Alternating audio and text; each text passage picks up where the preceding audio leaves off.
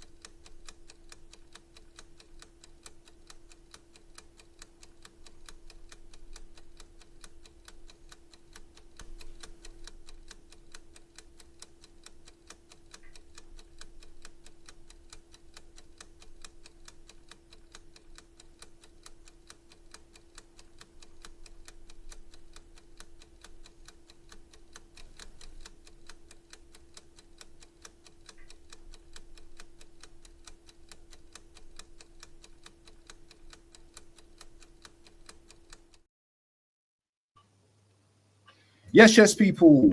And it's that show, it's that time of the week. Monday Night Madness. We call it Monday Night Mazza if you're in the UK. Obviously, if you're Londoner like me, we call it the Mazza, you know what I mean? Like, you know what I mean? But anyway, people, yeah, we got some golden boys in the show today. Not the golden oldies. Got some golden boys in this show today. And believe me, I know Tony, when he gets into it, he's gonna be on a Mazza. BBK, well, you all know who BBK is already. You don't even need no introductions. Man like Craig. Are you awake today, Craig? Yeah? You sure you got the energy, yeah? You ready? You ready? Yeah. You got some heavyweights in the building today, yeah? But yeah, big up to Tony, my brother. How you doing, man? Yeah. I heard you're under the weather and stuff like that. Please don't get angry with me today, man. I'm asking now. Please don't get angry with me today, man. How you doing, my bro? Yeah, see, big ups everyone. Yeah, see, people, yeah, smash the like button, support each channel that you see down here. I mean, written on the description down below. It's nice to build my brother Waffle Don, of course, my co-host here, and of course, it's good to see Craig again in the mix, in the building again, bro. And again, people, yeah, we're welcoming our brother, yeah, BBK Sports, down to the channel. People, it's big, it's huge. It's nice to see our brothers who are doing great things. And people, see BBK Sport Job before we start up the show. See, man, I should tell you, you're doing great on your channel, man. It's nice to see. Of course, we could have creative differences, yeah. But again, when you see people that actually do stuff on the channel and do it well, you have to give the kudos. Big up to you, BBK Sports. Everything you put into that channel, man, thumbs up to you. And of course, Waffle Done. That, I mean, the way you're doing on your channel too, big ups to you, man. I mean, no one sees the kind of hard work you put it down there than me. I see the hard work you put in on your channel, bro. You know, mixing family life and everything. Big ups to you, bro. Big up to you. BBK, kudos. Craig, let's get it cracking. Let's get it cracking. Craig, what are you saying, man? How's you went to the game yesterday, the Arsenal Wigan game. So maybe we touch on that first and then we get into some other stuff during the show as well. So maybe touch on the Wigan game quickly first, because you know what? We all know we was gonna beat Wigan. So it weren't gonna be a tough game, but you went to the game, you were at the stadium. So just give us a little rundown of what you thought of the game. Looking at the players, the body language, the fans, the atmosphere. Get into it, bro. I was watching the warm-up yesterday. I was recording on my phone as well. I was watching the warm-up yesterday. I was watching Eze, Norgard, and Skelly in the warm-up. And both of them, they were just looking sharp in the warm-up. Like, Eze looked like he wanted the ball, taking shots, paying some good passes around the box, like in the warm-up, in the triangle. You know, and he was looking very good as well. Norgard had a couple of good shots as well against the goalkeeper, and he looked very sharp as well. So when the game started, when I saw Eze got the ball and his first pass was straight to Martinelli for the goal. No, not Martinelli. Madueke. Edwin Madueke for the goal. Like I said, yeah, this guy is on it today. Like, you know, I think like when we spoke about on Saturday for other podcasts on Saturday, like I could tell that he just needed an arm around, managed to give him an arm around him and help him out. And I think Arteta did that to him yesterday. Gave him the free rein and said, "Go and express yourself." And that's exactly what he did yesterday. Expressed himself very well. He got 2 assists. Norgard got the other assist, and Norgard looking very good in that midfield yesterday. Then he dropped into a back 4 when when Ben White got injured and the young kid Salmon came on, and then Salmon went to centre back, then he went to right back after when Ben White got injured. So it was a good overall performance from all the players. Saka and the number 10 all looked very good as well. Different position for him, first time playing there. It looked very good there. So maybe something we could try in the future. If it worked yesterday, you never know, it might work again. So if it needs to be, then you can always try it in some games if it needs to be. But Madueke looked sharp. Saka looked sharp. Who else? Jesus looked sharp yesterday as well. Gyökeres was very unlucky not to get a goal as well. He hit the post in the second half. But other from that, it was a good game to watch. Who was your man of the match, Craig? From your front row seat, who do you think was the man of the match yesterday? I think between Eze and Norgard yesterday. I think Eze and Norgard had a great game yesterday. I think but I'm going to give it to Eze. I think Eze had a really good game yesterday. I think like proving his critics wrong. Everyone's writing him off. Everyone's saying to wasted signing, whatever. But he proved his point yesterday, and I think I was very happy for him yesterday to do very well. So I have to say Eze was man of the match for me yesterday. I'm sorry, man. Is everyone writing Eze off? Is everyone writing Eze off? I think the manager has. Nah. I'm talking about the fan base, the supporters. Well, Tony, you know that the majority of the fan base, correct? You know that because I want to understand when you say he's been written off. From what page, what book? I mean, what world is that on? Yeah. Well, I honestly feel the reason why I said he's been written off because like some fans it's split. Some fans saying that he's not producing. Odegaard should start ahead of him, but watched him yesterday. You can see the guy that wants to do well for Arsenal, wants to win trophies. You know, I feel like he needed more minutes, needed more confidence. Some fans are split. Honestly, I think some fans are split with him as well. Some of them, even at the Brentford game, though, the people online were saying, "Oh, like what did he do for 45 minutes? Didn't do anything." So that's why I said the fan base was a bit split about Eze.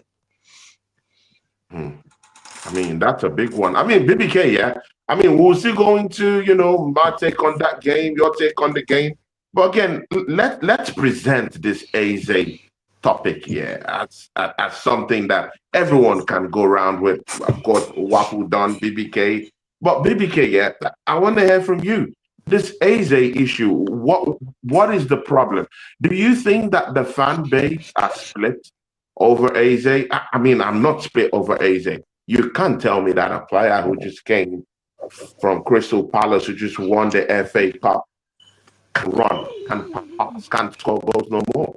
Someone who scored a hat-trick against Tottenham Hotspur, someone who single-handedly defeated his former club for Arsenal Football Club, suddenly can't play ball again. I mean, where are you on this Eze thing? Yeah, I'll tell you exactly what's the Eze issue. The issue at hand with Eze is Mikel's want for control directly conflicts with Eze's need for freedom of expression. It's very difficult for those two things to coexist. Eze is a player who needs to be free to express himself. Yesterday, he felt freedom to express himself. He didn't receive the ball and then decide to make a back pass. And look where he picked up the ball for both those goals. He is in their half. He picks up the ball. He skips past the man. And if you watch, and Craigie, when you see games, you go to games, you will know this. Madueke makes that run every time. He always makes that run. He didn't have to curl the minute he saw that Eze dropped the shoulder and skip past homeboy yesterday, he was gone. His freedom, he needs freedom of expression. Mikel wants for control. If they can find the right balance, this team can be damn near unstoppable. If I ask Arsenal fans, what are our biggest performances this season? Our 4 biggest performances. These 4 games will come to mind. The North London Derby, away at the San Siro, Bayern Munich at home, Atletico Madrid at home. You know who started in the 10 for all 4 of those games? Eze.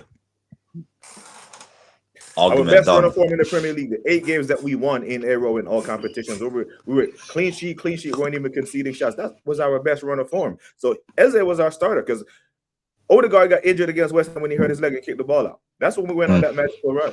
And when he got back fit, not when he got back in form, as soon as he got back fit, Eze became an unused sub for 4 games. Hot and cold. That's what we went from a winning formula to appease his captain, his favorites, and that's where it happens. And if you're Eze, when you hear the manager of England say, if you do not come here fit, you have to show up to camp fit. You're not getting the minutes, you won't play. And Eze isn't playing. Eze is 27 years old. He wasn't in the 2022 squad. He has to make this World Cup squad. So essentially, based on the minutes played and the other players who are playing, who are in form, your Morgan Rogers, your Cole Palmers, or your Phil Fodens, he is down the pecking order. So you move to Arsenal to make the World Cup and you lose your spot mentally. He's a human being. I know these players make a lot of money, but if you lead people in business, in sports, in any walk of life, you have to keep them motivated while you provide purpose, direction, and keep them motivated. Eze has been demotivated. I think the managers lost him mentally, bro. The quality is there. We see it for club. We see it for country. We saw it at Palace. He plays that pass to Mateta week in, week out last year. He plays that pass for Sarr. He plays that pass for Eddie and Katia. So part of it is just a mental breakdown where he needs to express himself and the manager wants control, and it's very difficult for those two things to coexist. The fact that he was an unused sub for 4 games is when the divide started. And you know that a big part of this fan base will just double down and agree with whatever the manager says. So if he was benched for 4 games in a row and the narrative that he's being poor, they'll just accept it. But no, I go back to the Bayern Munich game. I go back to all these games where we had big performances that make our fan base able to talk with chest. And he was a big part of that. A hat-trick in the North London Derby, a goal, 1-0 win against his former team. That's 4 points. We're only 4 points clear. So without him, I can safely say we're not top of the league. How convenient. We're not. The way you just threw that together. Totally agree with you. Waffle done. Waffle done. You have to chime in on this Eze talk before we go into what really happened in that Wigan match. Innit? Waffle done. What do you think? I'm gonna speak on this from a different angle. So we know Eze, his main attributes, he's a moments player, innit? So he can change a game just like that. Just like that. And you can see what he done yesterday against Wigan. Fantastic, brilliant player. The problem that I want to talk about is the way Arteta has treated him. That's my problem with the manager. From one mistake at Aston Villa to being, do you know what I mean, literally castrated, BBK, did you say 4 games? I thought it was 9 games. Was it 9 games that he didn't? I don't think it was up to 9 games. I think he was an unused sub for 4 games before he 4 got games. All right, okay. Sorry. I got that wrong. So, and it takes me back to his first game when he played for Liverpool as well, where, and I've documented all of this, where Arteta he's kind of criticised him. He's got to score and all this kind of stuff as well. So from starting your career at Arsenal, you're already because when players come into Arsenal, they want to impress, innit? And this manager already, the way he is already, when I mean impress, you want to be able to be everything's cool with the lads, everyone's cool, I play my game, the manager tells me what to do, I do it on the pitch and all that kind of stuff. I get all of that. Do you know what I'm saying? Yeah. But Eze, for me, Eze's not a flamboyant show-off type of guy. He's a spiritual guy. He's married, children, and all that kind of stuff. Yeah, seems kind of like a very kind of peaceful type of dude. Yeah, he's not gonna be making up noise. Yeah, if he's not being played, he's not that. He doesn't seem to be that type of character. But one thing, what he has that we all can agree with, is he has attributes. I would say a lot of attributes that are better than Odegaard. He doesn't go hiding in games. He's a forward-thinking player in terms of he wants to get the ball forward. He's got a great shot on him when the opportunity shows itself. And I think in the next 10 or so, 12 games, whatever we've got left, I think he's going to be playing more of an important role in the team. But what the problem is, and I've said this in the group, guys, it's the profile of player, and this is what I have a problem with the manager, because I feel that now that Odegaard's out of sync now, Arteta's got nice things to say about Eze now. Yeah, because he had a good game, he's got nice things to say about him. So Eze, I just want him to just prove the manager wrong, you know, because you see how this manager can make people feel at times. Yeah, he's like, this player's not putting the right effort, this player's not doing this player's not doing that. But that's wrong. That's wrong. You've put him in a system, yeah. You're supposed to use him to his best abilities, yeah, not force him to be in that system where he has to be running back, doing this, doing that. Come on, man. That's not what Eze's strengths are. It's not being in the box defending. It's not trying to head balls out from corners. Those are not the strengths of Eze or Odegaard. So why are we? And I get that you have to do some type of defensive duty at times, but those are not their strengths.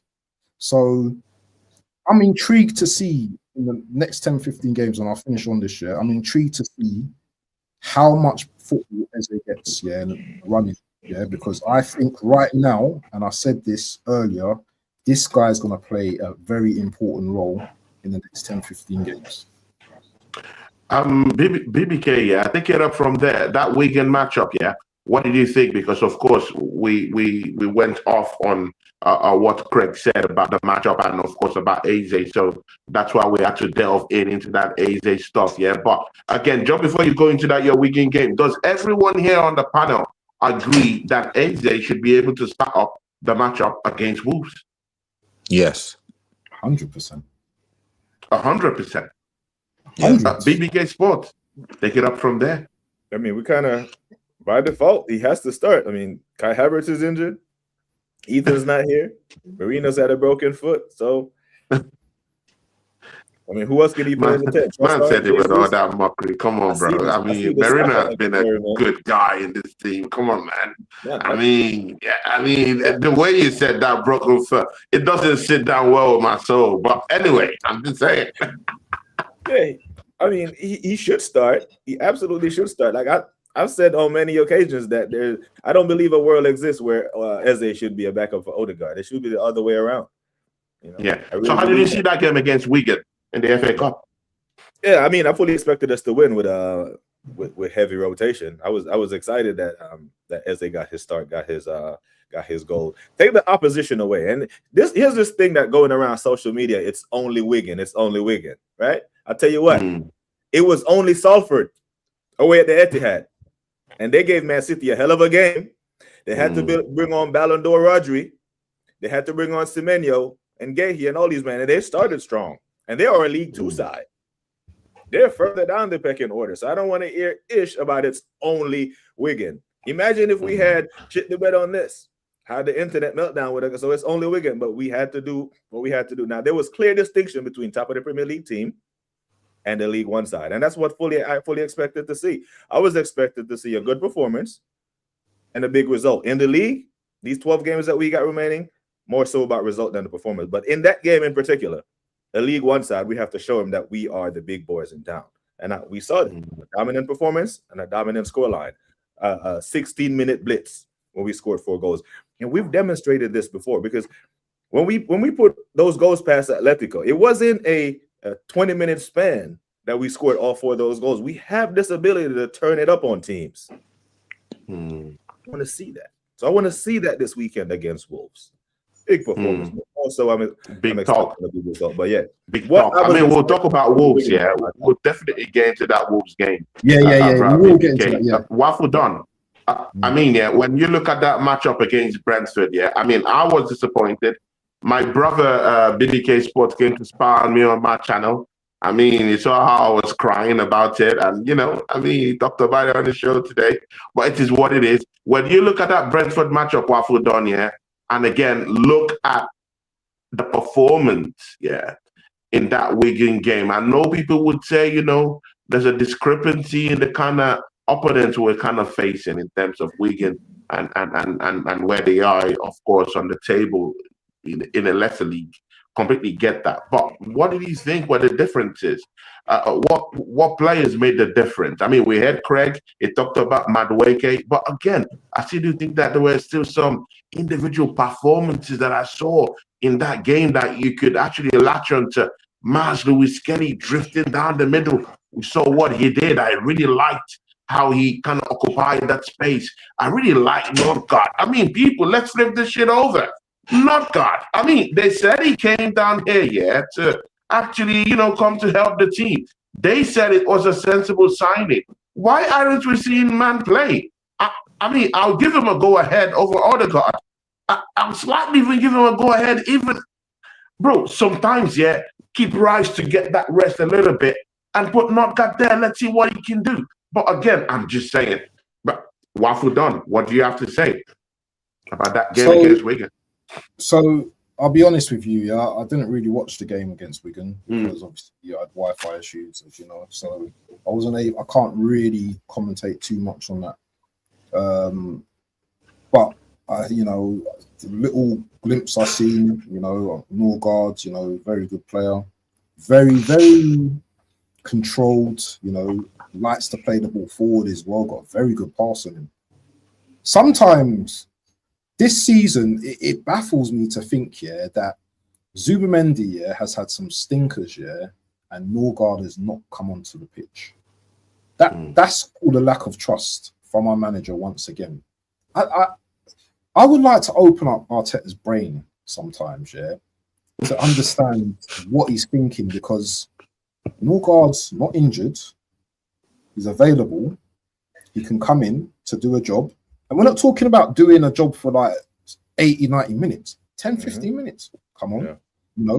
Zubimendi might be tired because Zubimendi's played a lot of games this season. He's played a lot of games this season. And if I was the manager and I saw that mistake that he did that other day, I'm taking his rass off, and I'm playing Norgard, I'm playing Norgard the second half. The defense, our defense is good as it is. I didn't want to see Saliba yesterday, but he played. I don't know about this Saka in the number 10 position. I'm getting various, feedback that he was okay. Some people didn't think he was that good, so I can't really form a judgment on that. But yeah, we got the job done. We've got Mansfield in the next round. I know BBK will be happy with that because we're not playing a massive team in the next round. So I think we can just park off the FA Cup for now, and we got through. Good display. But the most important thing is, what do we do? The game's on Wednesday, isn't it? Wolves. Yeah, Wednesday. Yeah, you got a big game on. This is a massive game now. People might say, "Oh, Wolves are down the bottom. This is going to be an easy game." I don't want to make that mistake. Let me say that after the game. I don't want to say Wolves is an easy game because they're not fighting for anything. So that makes them even more dangerous. In my opinion, it makes them more dangerous because they've got nothing to lose. We have everything to lose.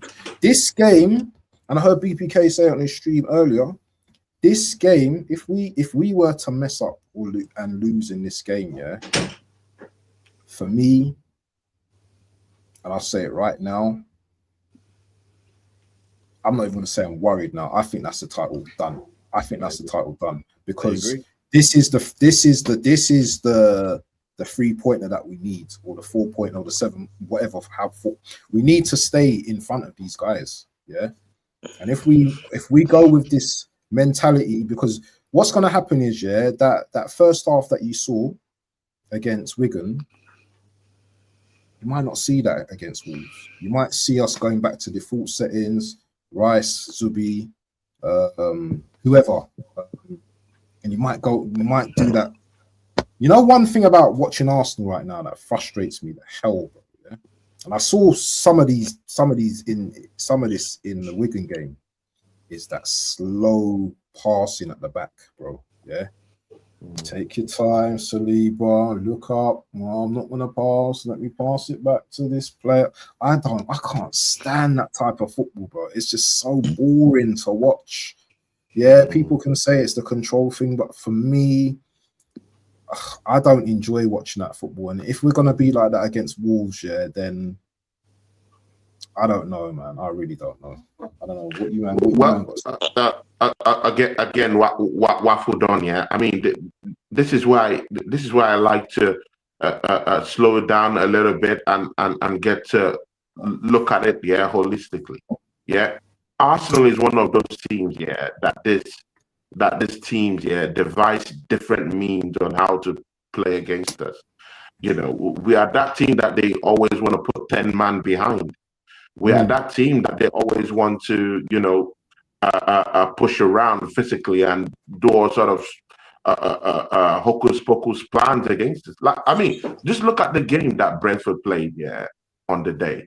Yeah, there was a lot of pushing in the boxes. There was a lot of physical play, lots of fouls that went, on red by the referee. It was so unorthodox the way they played against us. And again, the changes, the switches of this balance of play and how they're playing against us, and how every other team is playing against us was different. Arsenal have to break down this team. So sometimes, you could say, hey, why aren't we passing the ball quicker at the back? Sometimes you just have to control the game just a little bit. Have a little bit of control, and figure out how to break the teams, because teams are playing in very different ways, different shapes against Arsenal. Even the low block teams are redevising means on how to actually, hit us on the counter attack. Not just a totally controlled low block. Sometimes they have to shift into a mid block also, catch us on some certain kind of transitions. So again, it is what it is. Look at Brentford keeping how many teams this season has actually taken up to at least 4 or 5 shots on goal against Arsenal this season. I can't count, bro. I can't count more than 5 teams that have done that, even 3.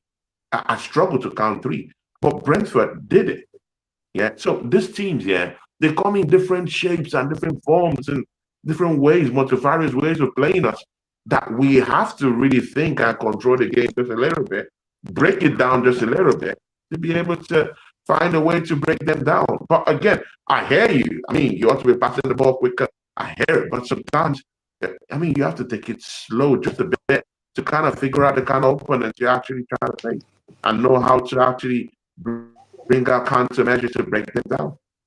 And again, that's why Arsenal over a couple of weeks now have been really taking time in scoring goals, because we continually have to figure out these teams. We're not quick in figuring these teams out. We have to figure them out probably maybe after the first half, then we'll now come up with a goal. We saw a delay in a goal scored against Brentford. We saw a delayed goal in the last one we played before the Brentford game. Lots of delays. Breaking these teams down, it matters. You have to control the game sometimes, and you have to just read it properly. At least to me. Let me ask you a question. Before we go into that Wolves game, what have done? I'm shocked no one was talking about Mosquera and his performance yesterday. I just have to check that in. See, people, I look at spaces that many other people don't want to look into. The other day, I was having a skirmish with Lee Gunner and Northside LDM about Martin Zubimendi, and the flack is taken because of some couple of mistakes he's made in the team this season. How many mistakes has that guy made? Just 2 mistakes. This guy has been the guy that has started in that number 6 area. It's protected our defense. We're first in the Champions League, first in the Premier League. We're in the finals of the Carabao Cup. We've moved now to the round 5 of the FA Cup. This guy has been tremendous to those feats that we've reached this season, because he has marshaled us to that season. The best midfielder in all your mouths could be Declan Rice. But you know what? If I could just flash out at you guys, Martin Zubimendi actually has better numbers than Declan Rice this season. Slack me all you want, he has better numbers than Declan Rice this season. I'm not saying that Declan Rice isn't the best midfielder. I'm not saying that. But I'm saying that the guy you rate so highly in the team, in our midfield, actually has someone who has actually trumped him in all ramifications this season. Are you talking of positions off the ball? Are you talking of goal scoring? I mean, he's played lesser games than Declan Rice this season. He's played 34. Declan Rice has played 35. He scored more goals than Declan Rice this season. Declan Rice has scored probably maybe only like 3 goals this season.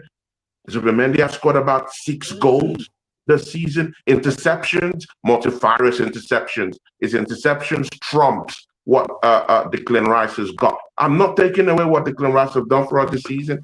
I'm just saying that we have a midfielder who just popped up from Real Sociedad in his first season and is giving us equal numbers or has even trumped what Declan Rice has done this season. So, I mean, he could always, just like what BBK Sportero is trying today, he could still be given that one season to still, season it out through the end of the season. Then we can clearly assess.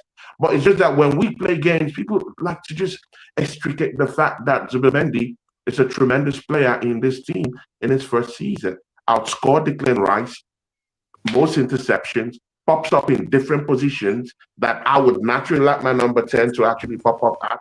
Like Odegaard, he doesn't pop up in those positions. Yeah, it takes snapshots. I mean, we're always begging for a midfielder to just situate himself just outside that 18-yard box and take some certain kind of snapshots. I'm not seeing anyone do that apart from Martin Zubimendi this season. If there's any other midfielder doing it, please, I would like to hear that. Mosquera, what a game yesterday. Yeah, it's just nice to just see this kind of players that were just brought into the football club do their thing. Yeah, calm, composed. He's always been composed every time he's played for Arsenal. Little mistakes here and there, in that game. I mean, in the game where he slept up, was it not against Manchester United or so? But again, no, Newcastle. It was Newcastle. Yeah, something like Newcastle. that. Yeah, but again, Kick the it's just ball out. nice to just see him just play. I mean, with that confidence, his move on the ball, how he handles it. I mean, we just have to herald what we have right now. Mosquera, what a game yesterday! What a game! I mean, he kept us in the Even game like against tackle at Brentford. Sorry. Yeah, Even that Brentford tackle, as well, that yeah. tackle, Yeah, exactly. Mosquera Brentford game, got very thrown into immense, the too. fire. He got thrown into the fire at Anfield when Saliba got injured during the warm-up. Right? Remember that? Remember that one? And did well there. Right? That's when he earned the moniker Mosquera. He has done well. He may be the unsung hero of the system because not everyone can step into a Premier League chasing team to replace one of the best center backs in the country in Europe in Saliba and perform well. There's pressure there. He's young and he's done well. So all the credit that he could have gotten for yesterday's game or the Wigan game, fully deserved. But I also think he deserves a hell of a lot of credit for keeping us from losing at GTEC Stadium because he got done on that play. He got done and made up. That's the mentality you want from a defender. Okay, you done me on this play, but you better get that shot off because I'm coming. Pause. And he got there and he did well. Yeah. Guys, we have to go into that Wolves game. But just before we go into the Wolves game, Craig, we have to crack this open. Martin Odegaard today, open the papers. All of us are going to take a chime on this one, but we'll start from Craig. Craig, Martin Odegaard, captain of Arsenal Football Club, do what you want with that information, but this is the thing. Man was linked to a transfer to Manchester United today. Exactly. I mean, hit that sound button again, my bro. I mean, we need that Undertaker sound again, my bro. Exactly, bro. Gianni in the building. Let's do it. Gianni is in the house. Big up, Gianni. Big ups, Gianni. Our guy. How you doing, Eyes on the bro? road, man. Eyes on the road, mate. Eyes on the road, man. Yeah. So Craig, as we're talking, Martin Odegaard linked to that Manchester United transfer. Manchester United, they're shameless. They will get any kind of player that will actually help them advance in their position. They're completely shameless right now. What do you have to say? Arsenal captain linked to Manchester United. It's been linked, and I heard that he's unhappy at the club. He's going to review his position at the club at the end of the season. So if he wants to go, then you sell him, but don't sell him to a rival. Sell him abroad or something. He wants to go. I strip him of the captaincy as well. You can't be captain of Arsenal Football Club being unhappy and all that. That's not good. Same thing Gallas did back in the day as well. When Eduardo broke his leg, and then Gallas was storming off the pitch in Birmingham, he lost the captaincy. Fabregas was the captain. So if Odegaard's not gonna help us win the league and doesn't want to put the effort in, then you take the captaincy off and give it to somebody else who a better captain that's gonna stay at the club and want to win titles. And it's a mentality thing as well, because at the end of the day, like, Odegaard's our captain, but should he really be our captain now if he wants to leave the club? No, it shouldn't be. So, you know, if he wants to go, then let him go, but not to Man United, not to our rival. No. Send him abroad. Send him to Bayern or wherever. Send him, but don't send him to a Premier League rival. Gianni, I'll bring you down here because, of course, BBK is here, Wafadon is here, I'm here. So, Gianni, I'll bring you into the conversation. Today, our captain of Arsenal Football Club, is our captain. We just have to say it as it is, yeah? Good. Linked to Manchester United today. Mind you, after that Kairat Almaty game in the Champions League, this man was also linked with a transfer away from Arsenal to Bayern Munich. Brother, give us keynotes. What do you think about this, bro? I'll send my car. I'll come over in a carrier ship with my car and I'll drive his ass to United. Get the fuck out of the club. He's a fucking bum. If he wants to go to United to show that he's a shit player over there too, might as well. Let him go over there because he ain't going to be the same thing of what Robin Van Persie was. So, for me, I don't care where you sell him to. Just get him out of the club. £240,000 a week. He's a captain that's a crybaby little bitch that can't accept the fact that he should have lost his job to Eze, and the job that Eze did at the FA Cup showed even more why Odegaard should never start for the team. I personally don't care where he goes. Just get out of the team. BBK Sports, take a chime at that one before Waffle done. I mean, I haven't hid my feelings about Odegaard still. You know, I do think we need to upgrade. Like, going into the season after Tony said what he said, we caught a lot of flack for backing Tony. But then we look at a captain, right? What a captain is supposed to be. If you're not going to be doing captain things with your play, you have to do it with your leadership. I don't think he's done neither. And leadership matters. Not just in football, in your work, but in your household. There's no leadership in your household. Your household is upside down, bro. It matters. So he's not performing in either capacity. And I've said this on Shane Guna's channel when I said at the time, when if you look at Patrick, when Patrick was captain of Arsenal, you couldn't find 3 DMs in the world who was better than him in his position. Facts. At Arsenal, you can find 2 or 3 players in the squad that are better than Odegaard in his position. These things are problematic, you know. And if we're in a semifinal at home to play for your first trophy in 6 years, and you have your captain that you can't play because he compromises your ability to get to a final, that's a problem. So I give Mikel credit for dropping him in that second leg, you know, and I give Mikel credit for dropping him when he needs to be dropped. But it's where there's smoke, there's fire, right? I think the fact that we're being linked to Tonali at the same time where there's rumors about him leaving the club, there's smoke, there's fire. And you know, if we can upgrade on him, we'll upgrade on him. What we play for him, 35 million? Yeah. Tell him for more than that. But the problem is, and this is where it's problematic, Craig, the money that he's on.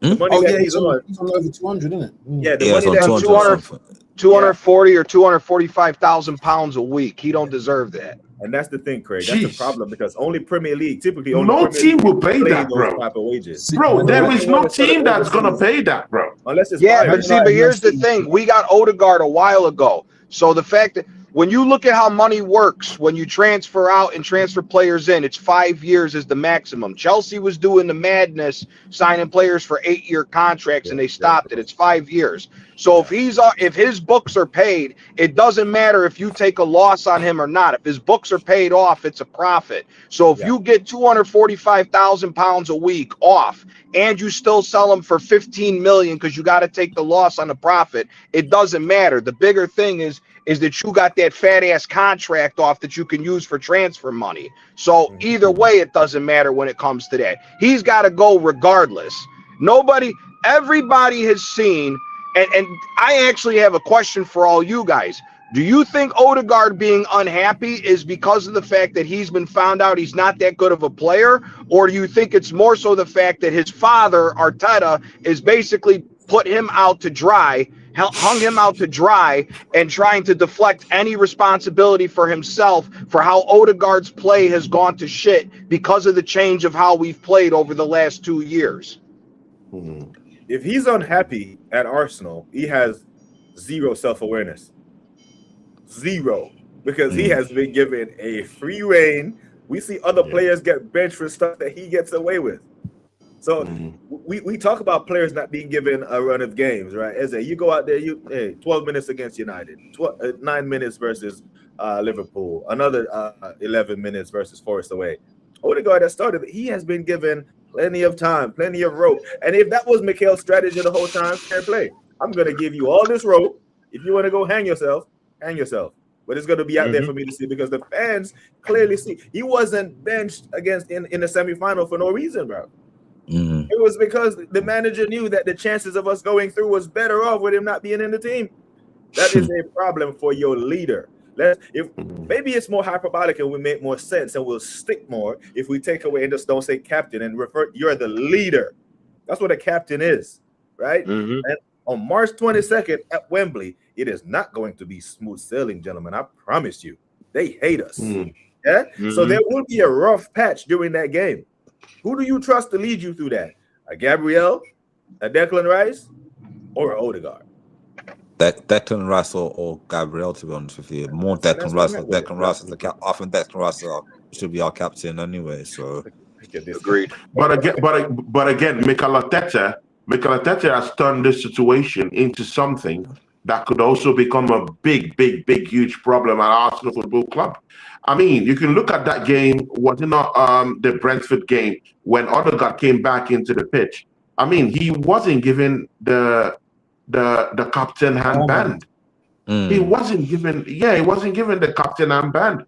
So something is wrong.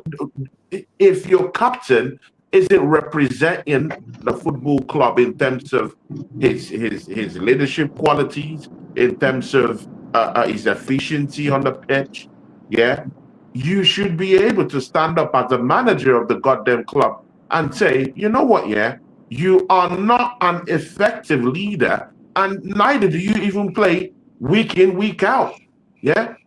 In like for the whole 90 minutes. I want my captain to be someone who's on the pitch for 90 minutes, backing orders, directing the team, and galvanizing and motivating this team to win games every single day of the week.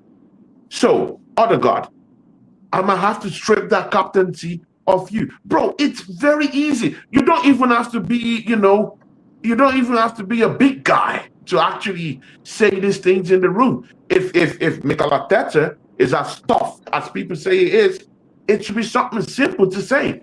I want my captain to be someone who is always on the pitch, leading the team and motivating the team. Odegaard, I'm stripping you of the captaincy. Gabriel Magalhaes, I trust you so much.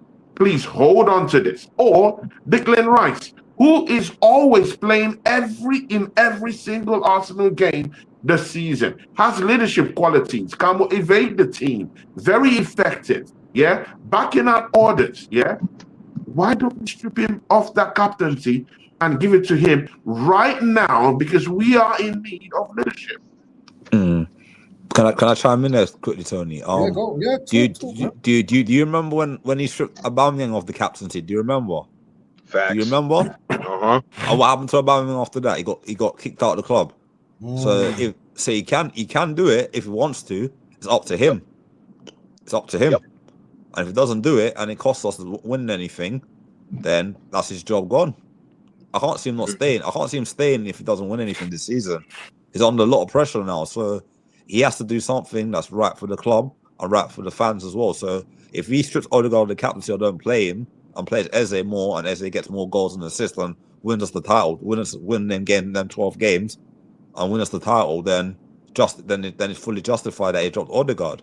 All of us will be saying, you know what, on our podcast, that, you know what, he made a right decision to drop Odegaard, and we went on to win something because he made a tactical, not just a friendship thing. He did it because he knew he had to do the right thing for the club, and he did it. You know what I want to say about Odegaard, yeah? And none of us on the panel are saying we hate Odegaard, yeah? So anyone who wants to get on their high horses thinking this is Odegaard hate, it's not. It's just constructive criticism, and it's opinions based on what we've seen. First and foremost, Odegaard has become injury prone. I don't think now, all of a sudden now, his body can handle the Premier League. I know it's crazy, innit?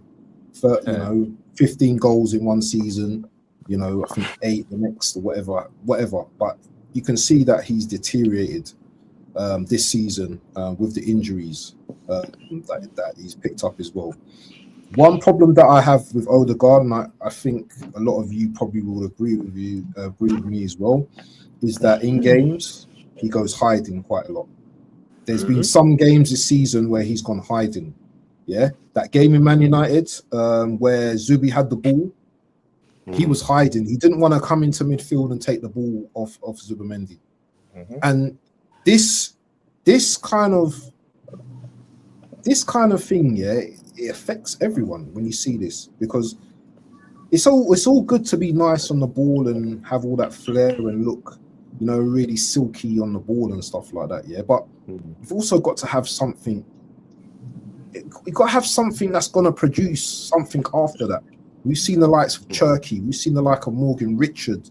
Bruno Fernandes. Yeah, they're all players that take risk in the final third. They pick up the ball. They may dribble, but they always are looking for the forward passes. You can even include Eze in that as well.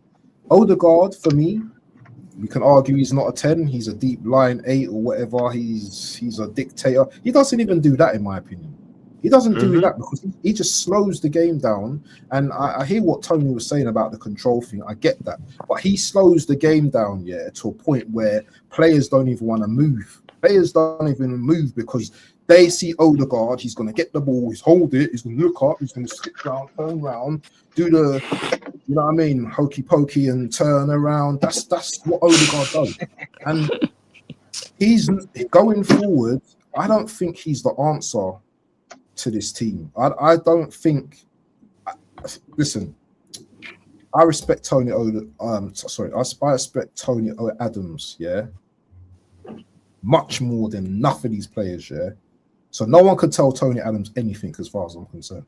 He even after he said that Odegaard shouldn't be the captain, he actually said some nice words about Odegaard, yeah, being the captain, but no one talks about that. No one talks about that. Yeah. But for me, if Odegaard gives up now, then it will truly show that Adams was right in the first place about him. He's not a leader. He doesn't lead the men, yeah? I don't know what he does in the changing room, because wouldn't you be embarrassed at the end of that game? Who's the one consoling who? When he made that mistake in the second half and we gave away that he wasn't onside with his player, yeah? Do you think Odegaard was concealing the players that we drew that game, or were they consoling him? Consoling him. This is my problem, and this is my problem with Odegaard. Yeah, he's not given us enough this season. I get he's got the injury. He's injured again. I don't know if it's ego, but he's injured again. So you buy that injury? I don't buy nothing. I buy egos, and egos get injured quite a bit as well. I think the manager's protecting him as always. Yeah, that's what I think it is. Because here's the thing. The funny thing is, with this conversation with Odegaard also shows the problems with the team overall. And that's why I put that question out there is, do you think Arteta's leaving him out there and hanging him out to dry because he's protecting himself? because Odegaard is a perfect example of how the style of football has changed and why everything's gotten worse over time. When we played open attacking football, no one here is going to sit and say that Odegaard was a bad player. He had double-digit goals and had a high amount of assists as well when we played open attacking football. When he went to this more defensive, pragmatic bullshit, Odegaard has gotten further and further out of the game to where he doesn't even matter anymore. That whole protecting the ball shit doesn't matter if you're not going to score. I'd rather us take more chances. Nice. E class or a G class? C63, bro. It's a CLS 550. Woo. Boom, boom. Yeah, it's got Gang, four. It's, gangster, mafioso. Gianni's legend, bro. He's legend in the streets. Nice. That's a 5.5 V8. Yeah. Jeez. is it 5.5 or is it 6? Oh, it's the AMG joint, the 6.3. It's a 6.3.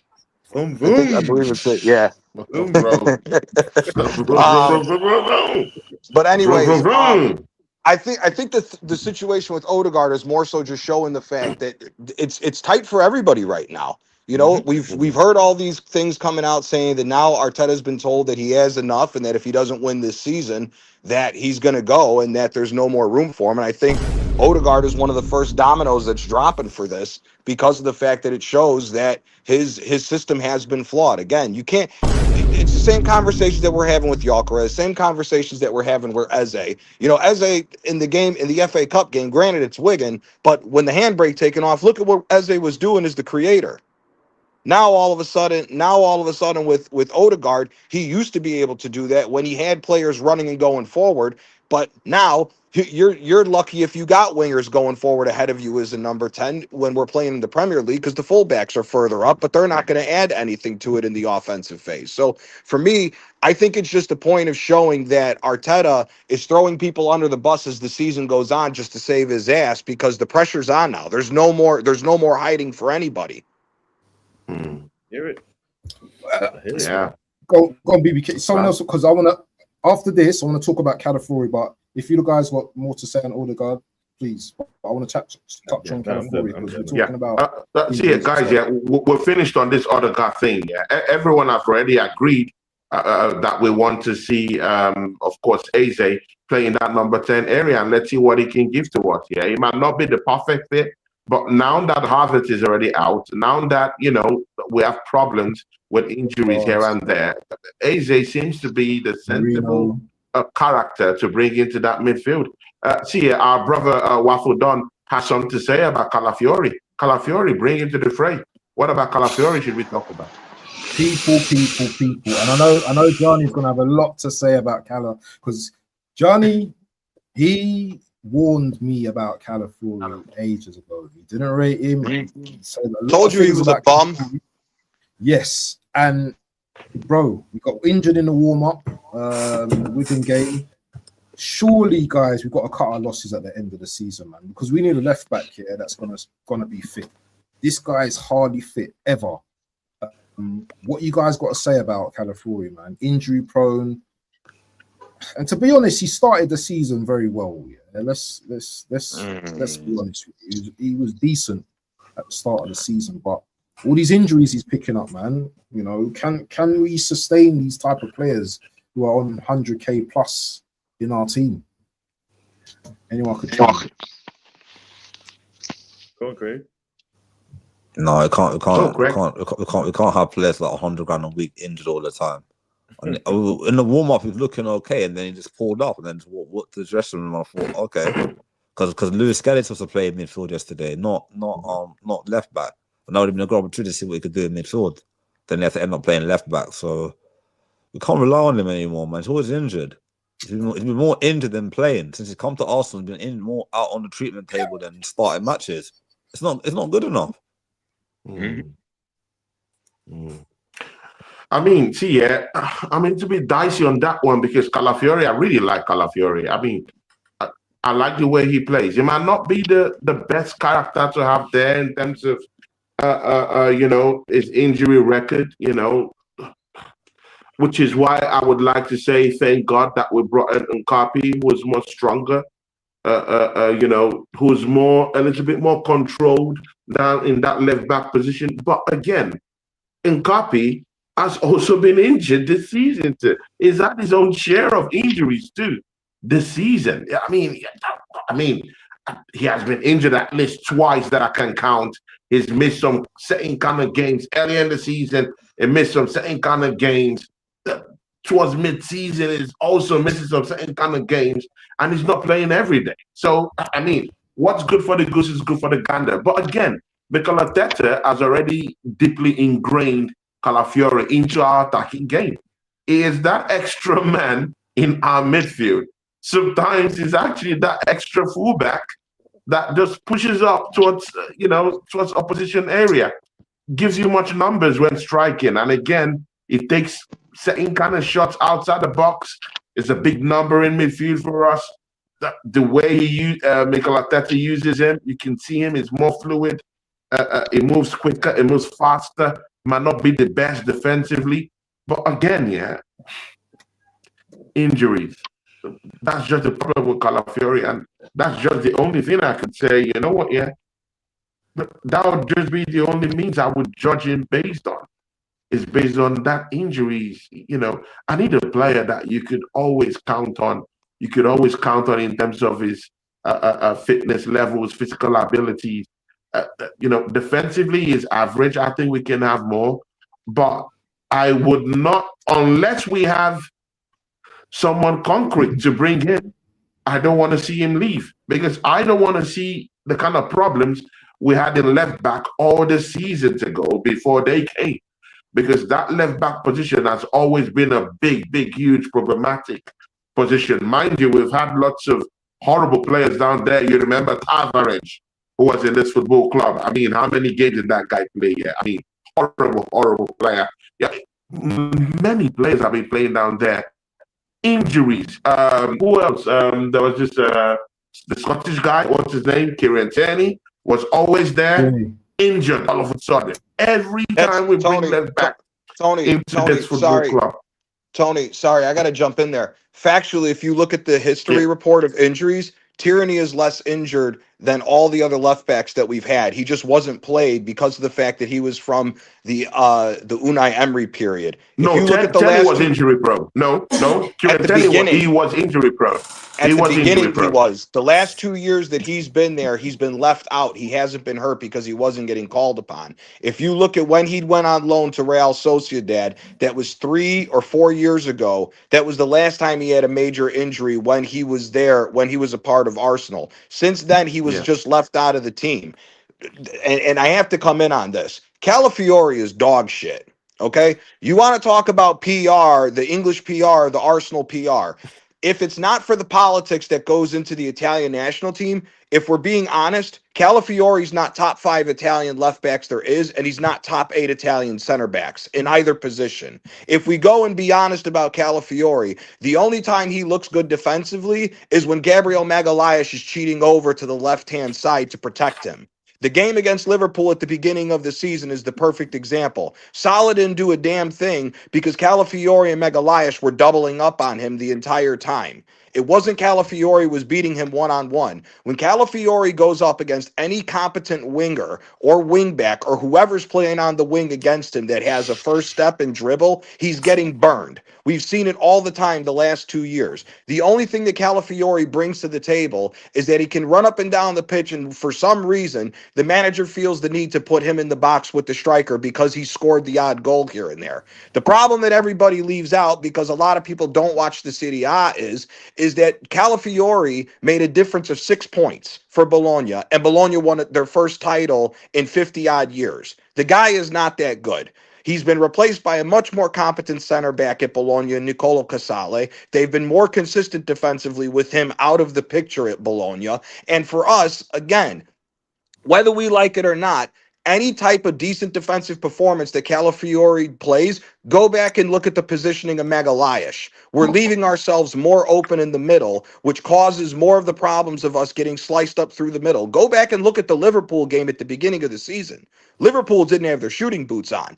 And because Florian Wirtz was still playing like shit. The middle of the park was wide open because Saliba's being left on an island because Magalhaes has to cheat to the left. The man is not good. We could go back and get Kieran Tierney right now, and he would be an improvement over Calafiori, in my opinion. For me, Hincapié needs to be a permanent purchase at the end of this season and needs to be the full-blown starting left back from here on out, unless he's injured. Besides that, Calafiori is not going to do anything good for us.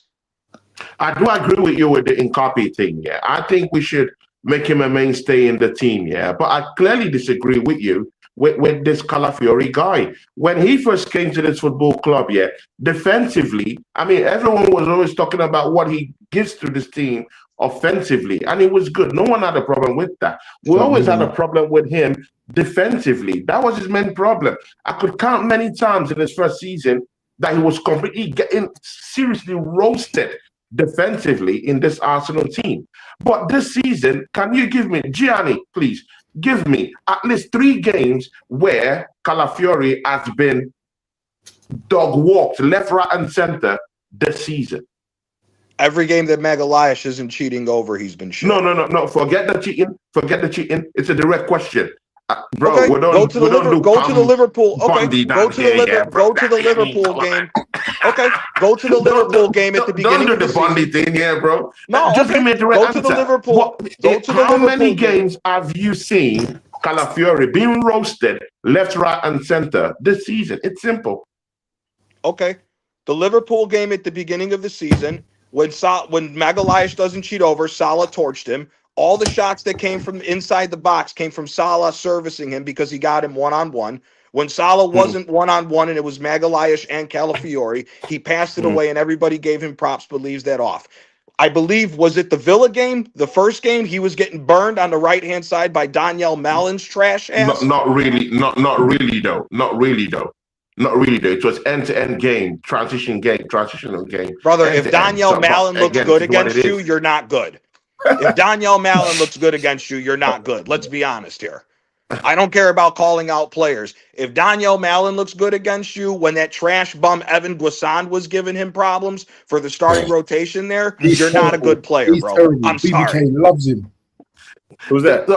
But again, Gianni, you've struggled to give me about 3-4 games. You've struggled to give me three or four games. I just gave you 2. If we keep going on, we can absolutely burned. Yeah. For the one you talked about, the second one, yeah, I give that to you. Yeah, it was absolutely burned.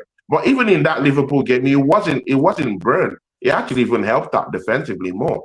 But again, what I'm just trying to say is that this season, he has actually improved defensively. I'm not saying he's a top guy defensively. No, that's not what I'm saying. I'm saying that this season, he has improved defensively in as much as he has also helped us out offensively too. Is a big fabric. It's been interwoven into this big fabric of what Mikel Arteta wants to do offensively. Yeah, that's a mainstay. But defensively, he's improved this season. And again, I mean, you can talk about all these things about Calafiori. How old is he? How old is Calafiori? It's not like he's in the prime of his career. 23, 24. 24. He's a young player. You see, got time in that Italian team. You see, have time to improve as a player. But again, this is one thing I absolutely know is that his injury is a big problem, Gianni. That I share with you. But besides that, brother, here's the problem. This is Arsenal. This is what I keep saying. We don't have the luxury of keep waiting for these youngsters to develop. We got to win now. If we don't win this year, there's no reason that he should be staying on this team because injury or the fact that he's been weak in certain games is still a liability. We need to go out and get the best in class to be able to get over the hump and continually pushing for trophies. I'm not sitting here waiting for a player to continue to develop and continue to be a liability. The fact that we got you to be the starting left back and you already have shown this season that the new guy in Hincapié is already better than you, he needs to lose his starting job off top. And if there's somebody who can come in, who can be a good rotation left back, who's more solid defensively, in my opinion, get rid of him immediately. They're weak. This team cannot afford no more years of not winning and trying to bring along passengers. That's got to stop. We just talked about Odegaard being a passenger for this team. If it's good enough for Odegaard to not be a passenger and we got to get rid of, it's for damn sure good enough to get rid of Calafiori's bum ass. But Calafiori hasn't been a passenger in the team. That's what I'm saying.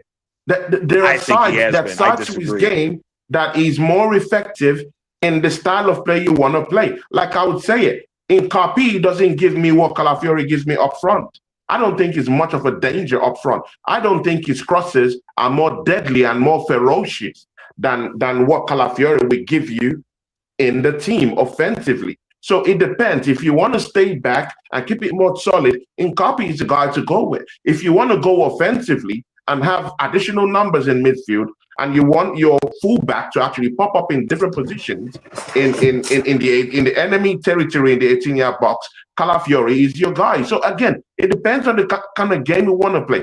I don't still even think that Nkapi has made that slot his own, because he too is also injury prone too, bro. He's been injured. Yeah, but he's only been injury prone. Now. So it's a 50-50 team right now. He's only been injury prone since he came to Arsenal. It reflects more on Arteta with him. He wasn't injury prone at Leverkusen. He wasn't injury prone. At Leverkusen, he played left-sided center back in a back line of three. The guy who played left back with Leverkusen was Grimaldo. Within the season. I've got his stats here. In Capier's. I'll show you. Yeah. But he has also missed a couple of games through injury this season too. Yeah, right, but that ties more so to the BS with Arteta, because he's been again. You can't tell me what did Arteta say last year? We went in thin last year into the team. He said we knew we were going thin in the winter transfer season. I think Shane Gooner, shout out to Shane Gooner, put it on his show this morning. We're talking 116. We're talking 116 injuries to this squad since the start of the 2024-2025 season. That is inexcusable. That's on the manager. Sorry. Go on. Sorry, where's Johnny? I'm still here. Oh, sorry. Okay, So I was just saying, Tony, that's not injury prone, but go on in Capia. I'm sorry, not in Capia. Go on, John. Sorry, man. But no, for me, I think the fact that Hincapie has come in and gotten injured is more so speaks volumes to the situation with the training and everything that Arteta's been doing, more so than what it was. Again, at Leverkusen, the man was a workhorse for them. He didn't miss that many games for Leverkusen overall in his career. It's been more so with Arsenal where the injuries have gone up. Yeah. I mean, here, look. Yeah. We're talking 7 days because of coronavirus and 19 days as far as an injury, and that's it. Everything else as far as that, his major injuries are Arsenal. Yeah. So it speaks volumes for more so Arteta. And again, I mean, the situation with Calafiori with injuries, the only thing that I'll give Calafiori the benefit of the doubt is why are these guys still getting injured in the warm-up? If they're injured going into warm-up, they shouldn't be playing. 100%. 100%. True. But again, just before we leave that topic, please, does anyone think that left back position already belongs to Nkapi? I think so. Everyone here. I think so. Already. Think so. Yeah, I think he got an assist against. I think we still need a left back. You know. Yeah. I'm saying between Hincapie and Calafiori, it belongs to Hincapie. If we go out and go get another left back, then yes, it's back up for the draw. Because like what Tony said, yes, Hincapie is more of a solidified defensive left back more than it is a blend of going forward. But we can't. Again, it also ties into the manager. Hincapie as a left back should not be all the way up the pitch the way that he is. That's just the way that I prefer fullbacks. I'd rather a fullback come into the midfield when I know I'm solid. Same thing with Timber. I don't want Timber going forward because Timber gets hurt for the amount of mileage that he's running up and down the pitch. I'd rather have Timber and Saliba. I'd rather have Timber, Saliba, and Magalhaes set up as a back line of three, pushing Hincapie up a little bit to be in the midfield to aid in the defensive part of the midfield, and just take the handbrake off and let everybody else do what the hell they want going forward. You do that, there's much more solidity in the back line, protecting your goalie and protecting us from giving up any goals, and it's more free-flowing football going forward. Well, definitely we've gotten our answers. Yeah, people. See, BBK Sports, we have Wolves coming up on Wednesday. Everyone will have to answer, answer to this. And again, people, it's good that me and Gianni have a little bit of a back and forth. Yeah, that's what the show is all about, people. Yeah, that's what it's all about. Big time energy, and I respect Gianni. He respects me, and it's all good down here. Tony, one thing quickly before we talk on Wolves, yeah. We've not mentioned Noni. He's got 3 goals in 3 games, and whether it's the opposition or whatever, are we going to give him his flowers tonight? Because no one's mentioned Noni at all. And does he start against Wolves on Wednesday? Yeah. What's your thoughts before we go into the Wolves game and the lineups and stuff? I would love to see the same. I would love to give non start if we're going to do the same thing and see Eze and Saka in the midfield together, to be quite honest with you. I think Saka looks much better in the middle because of the fact that he's already more dangerous being in the center of the park. And let's all be honest here. Saka's biggest weapon was his first step and breakaway pace. He hasn't shown that that's still there. So if we're going to need him to score goals, put him in the middle, open the play up a little bit more. If Saka's going to open the play up a little bit more, hell, what do you know? Maybe Eze might be able to get more assists like he did. So for me, yeah, start Noni. Noni Madueke. BBK Sports. Noni Madueke. I did mention Noni when we started the stream. I said Noni makes that run all the time. We just don't pick him out. Yesterday, the difference was Eze picked him out. The reason why that run was so crisp is because he's had practice, plenty of practice. He does it all the time. He didn't touch the ball, The touch was the pass into the net. It was beautiful, bro. It was football porn. Beautiful to watch. But Noni, like I told, I said, like Noni, when he was when Saka got injured with his hamstring earlier, I'm saying I want Noni Madueke to play so well that Bukayo Saka has a hard time getting back into the team. Because if that's then Noni is banging, we're doing well. We seen him bang a brace midweek versus Club Brugge and was benched at the weekend versus Wolves.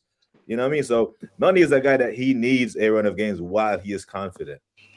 This in and out stuff kind of hurts him. We know that Saka is going to come back in and play big minutes anyway, but I'm not sure. 45 minutes versus Wigan in the 10 is not a big enough sample size for me. I guess I need to see that against Premier League oppositions. This could have been just literally a moment of Arteta just saying, just go have a run out because what's his name got injured. But because it's Arsenal and Saka's in the 10 is going to make news. Bro, Sky Sports literally had a 2-hour segment this morning on this shit. Saka. Yeah. A 2-hour segment. Sky Sports when they went back to 2021, the last time he started in the 10 when he was behind Lacazette and Pepe was over there. You know what I mean? I get it. He has the attributes to play in the 10, Bukayo Saka does, but Eze is a better 10. Now, if he's going to play 2 10s, fair play. But that means either Declan Rice or Zubimendi has to sit. This game coming up against Wolves, we know that we're going to have 68, damn near 70% possession of the ball. So we don't need 2 defensive players. So if you're going to play 2 10s, fair play. Do it. But Eze has to be one of them. You can't just put Saka in there.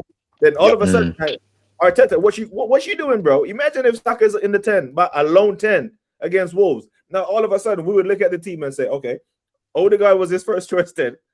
Then Havertz. Then he even tried Mikel Merino. Sometimes he brings him off the bench before Eze. Now he wants to move the right winger to 10 before he plays Eze. Then it's a bigger problem. Then Odegaard is out the team. He's out of form. Now Eze, who demonstrated that he can play in the 10 at a high level, is behind Saka in the pecking order for the 10. That's a problem for me. But Saka can play. If you're going to play 2 10s, fair, but he can't replace Eze in the middle of the park. No, sir. I'm not. That's fuckery. See people. This is my take on that. I'm gonna make it quick and easy, people. Yeah, I mean, Waffledon is talking about giving flowers and all that good stuff to Noni Madueke. Bro, there ain't no flowers given to anyone. Go and get me the league. Go and get me the league title, bro. What are we talking about? Flowers? Bro, are we doing Valentine's? Bro, really? Seriously, bro? Are you serious, Waffledon? You're talking about flowers, bro? Are you serious? No. Go get me the league title, yeah? That's the flowers you give to me. Yeah? How about that? We all here, we need the league title, bro. You need to do more. I'm not okay. Damage. And again, yeah, and see what we've done, yeah, because he scored against Brentford and again against charlatans, Wigan, then we should dance and turn and twist and whine. No, do more. Do more. In this game against Wolves, go and prove people wrong. Do it again. Score more goals. Score 2, 3 goals. Let's see it. Because if we're looking at Noni Madueke as a player, yeah, the biggest criticism of this player has been his end product, bro. It has been his end product. Everyone knows he could, those 1v1s, those 1v2s. He takes on these players. Like BBK said, he has been making those runs. But the problem, yeah, that I have with Madueke is you need to be scoring 2 or more goals, bro, because it's in your wheelhouse to do that. Yeah. So as for flowers, I'm not giving him any flowers. I would just say, hey, I like the goals he scored, but no flowers. Go into that Wolves game and deliver. Score 1, 2, 3. Yes. And again, people, yeah, I think this thing with Bukayo Saka is, it's going a little bit more premature, people, yeah. This is Wigan we're talking about, bro. This is Wigan we beat. Yeah. It's not some title level team we're playing, Man City, and then he's slotting down the middle and then he's doing all that trickery. No. And actually, he didn't even score against Wigan. So, what's the basis? Yeah, of course, he's making good runs. Yeah, I hear that. But again, I'm not totally sold on that. When he turns up against tougher opposition, that magic would dry up like, it's going to dry up people, yeah. So what I would just say is, Eze is a more better 10 than Bukayo Saka. Yeah, he's proven it. He's proven it, again and again. He just needs that freedom, that lease of life to just roam around, and then you would see that number 10 is going to be on lockdown, even in this team. Because Saka, just stick to the right, my bro, and do your thing and score more goals and improving your gameplay. This number 10 position for Bukayo Saka, I think, is coming a little bit more premature right now. I also hear about this Zubimendi thing people are saying about him going into that number 8 position a little bit too premature. Let's keep him down there in that number 6. Do your thing next season. We'll see how far you can go. Mostly, if Odegaard is leaving the team and we could be bringing in someone like maybe your Tonali to just solidify that midfield, then you can now say, oh, okay, Rice, go, come back, double pivot. And then Zubimendi can also take his turn, and go. But with Odegaard there, it's useless. And right now, we don't even still really trust Eze right now because of his performances. So it is what it is. Let's just take it a little bit easy, calm down a little bit, turn down that narrative a little bit, and just play the players in their normal positions, and let's get a grip of what's going on first. Yeah, Tony, BBK's got to go at 8:30, so I just want to do a quick lineup, yeah, and then we can go and then we can tackle the AFC Ways comment. Yeah, so okay, people, Raya in goal, obviously, yeah. Start with Raya in goal. You lot spout out who you want in your team against Wolves on Wednesday. Who are we going with? The 3 of the back four pretty much pick themselves. Yeah. And Timber and them 2. So if Saliba's over his illness, he'll start. Oh yeah, Saliba. What, didn't Saliba play the other day? He didn't play against Brentford. He played yesterday. He didn't play against Brentford. I think he's still ill though, so Oh, okay. So Timber right back here. Yeah. Timber. Let's go with the white kit today. Timber it's an away game. Yeah. It's away, isn't it? Yeah. And they wear orange, don't they? So I don't know why they have an away kit or a home kit. Whoa, their kit is they should just be allowed. They got black though, innit? They got a black and yellow as well, I think. They should just keep their regular kit. They can play that for 48 games. Saliba, yeah? Saliba. Yeah, Saliba, Gabriel. See what. I mean, the back five picks itself pretty much. I think Nketiah will start and play. Yeah, I think so too. Nketiah, yeah. Mm-hmm.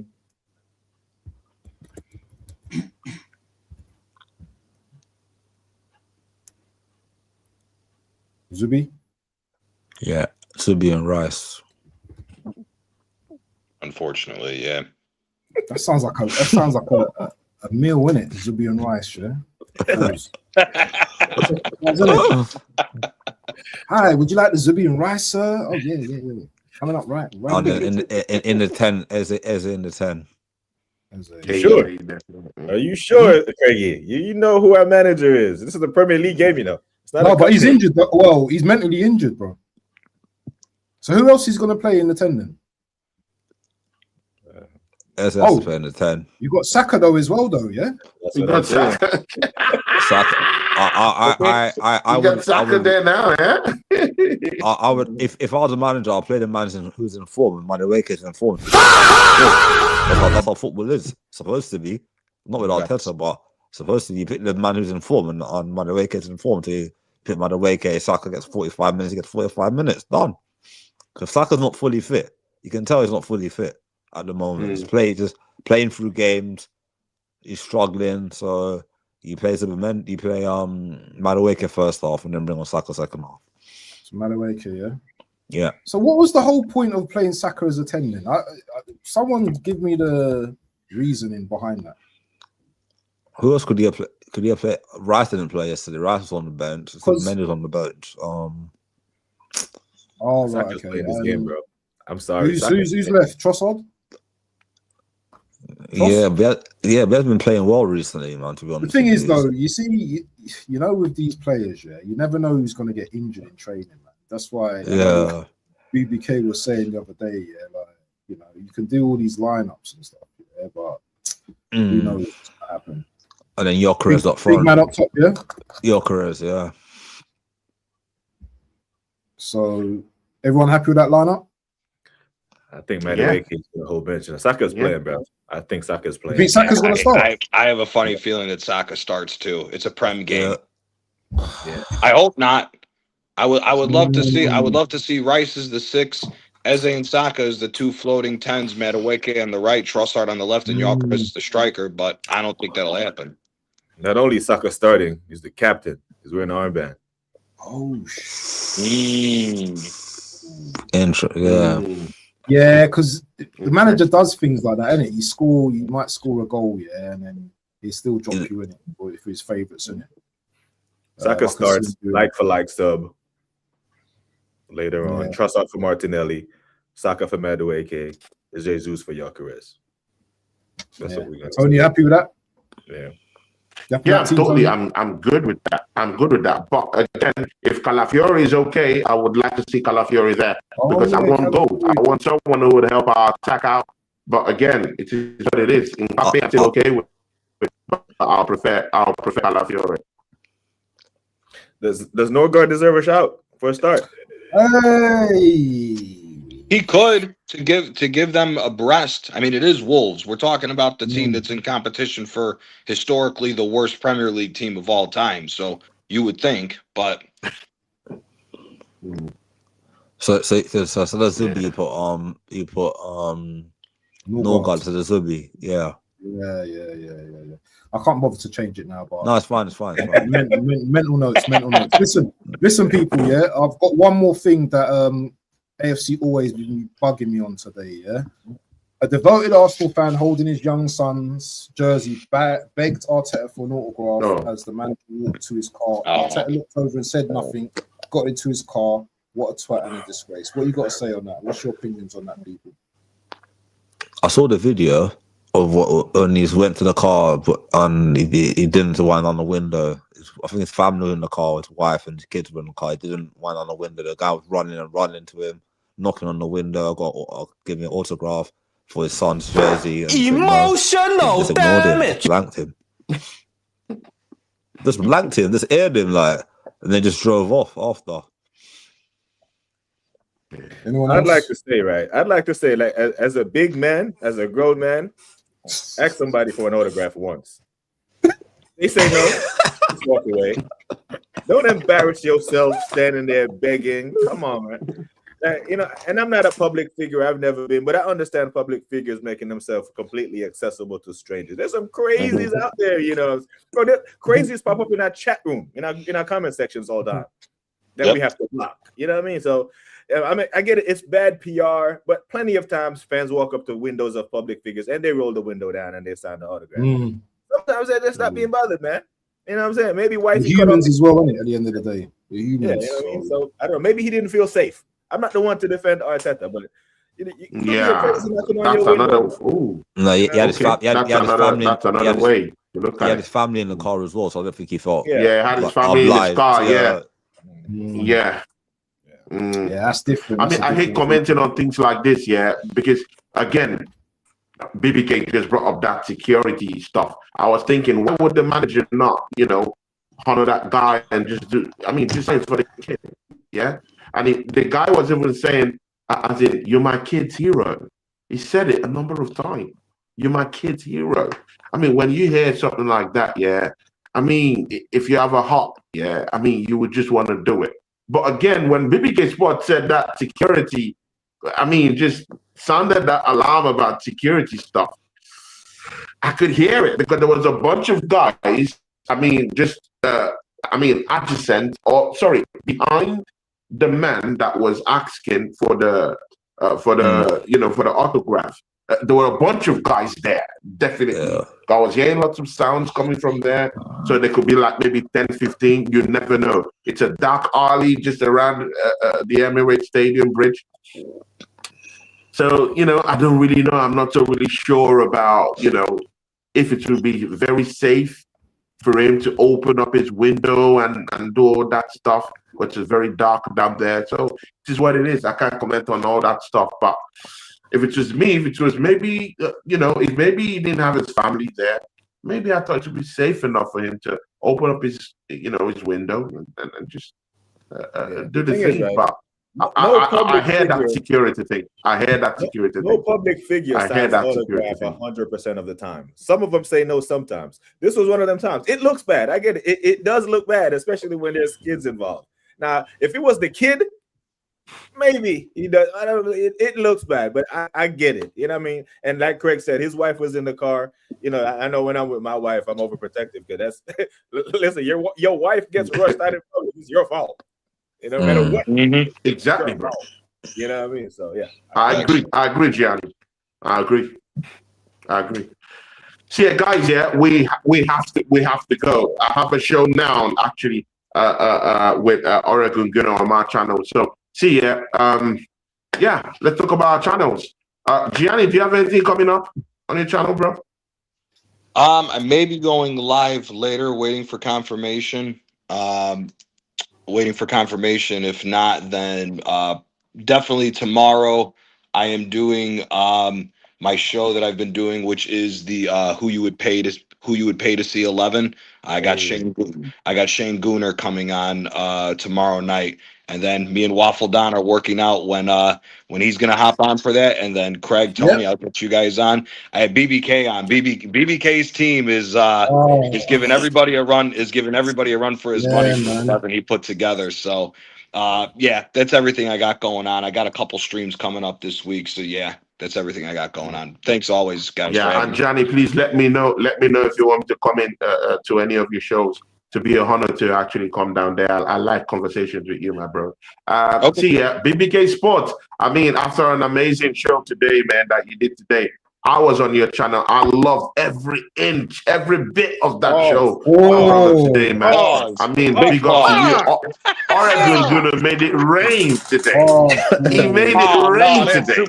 He made it rain on this day today. I mean, tell us what you got coming up, my guy.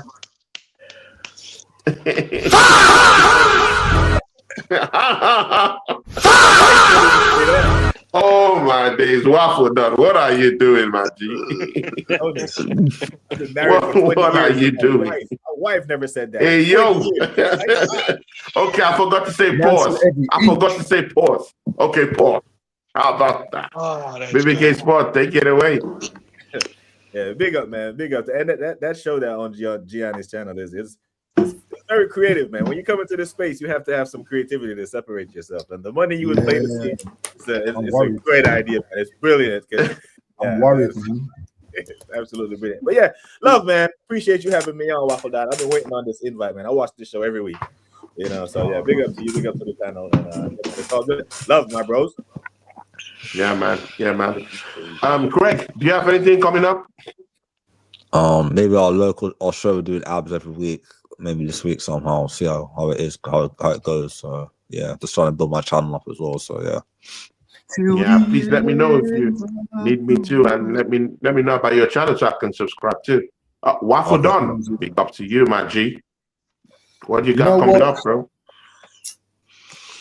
I've got hotspots. I'm gonna be jumping into everyone's chat. I'm gonna be doing me. I don't know, man. I don't know. What do I usually have tomorrow? I don't know, man. You know me, man. I've got my shows. I do my thing. I've got my. I've got to tell people though, because not a lot of people know this yet. But I'm gonna be doing some Ramadan and football vlogs because all you guys know that Ramadan's coming up. Very important month for me. So you're not gonna see me from day 1 to day 30. I'm gonna do a stream every day, maybe a 10-minute stream talking about football, and you're gonna see me deteriorating like that. But yeah, I'm gonna be doing that. You know what I mean? Probably just giving the people, you know what I mean, a little bit of knowledge and. I mean, football talk, because football is what we love in it, and this is what brings us together and us community. I would love to meet all of you lot in real life, innit? Do you know what I mean? One day and stuff like that. You know what? May the creator make it happen. But yeah, that's gonna be me. And then obviously you've got Kate, Mr. Pozzo, on Wednesday. Actually, he's coming back from Malta, so I don't know if we're gonna do a watch along on Wednesday. So yeah, that's what I'm up on. Craig, you listen. You see you, Craig. Yeah, you better not go hard. I know you, so make sure you're available. Yeah, that's what I'm on, man. What about you, Tony? Yeah, Big T. cool. Yeah, guys. Yeah, I have Oregon Gunner now. Immediately I leave the show. I'm moving down to my own channel for that show now. So Oregon Gunner has a lot to get off his chest today. So you know he's gonna be fair. He's gonna be angry, but let's see what he thinks about Wolves. Angry? You know, tomorrow I'll be. I don't know. Tomorrow maybe I'll be having Josh True Good on the channel. Tomorrow. Josh. Yeah. Then on Wednesday. Send us some dimes over here, bro. Them dollars over here, bro. Okay, but again, I think on Wednesday I would be having a